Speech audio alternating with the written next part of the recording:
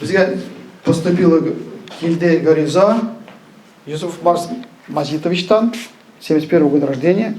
Да, помню, еще, мы, по-моему, почетную грамоту вам давали, помните, да? На этом, на Сабантуе. Из-за того, что многодетные семьи, мы тогда, у нас несколько семей мы поддержали таким образом. Так, біздің ағзабыз болырға келейін, мен қаршы түгел. Кімде қаршы түгел, как я понимаю, да? Марс әфәнді, біздің шурабыздың ағзасы болып ішлерге ризамыз егіз, жоқ ма? Член совета. Неліктен рәсілсіңді нәрсе орғанды білмеймін. Жоқ. Әзірәк медицинейді. Все, бір вакансия басынға не проблем, все. Барымызда ризамы Марс әфәндіне біздің ағзабыз етіп ұрыстарға. Қолыңыз білдіріңіз. Рахмет, кім қаршы? Бейтарaf.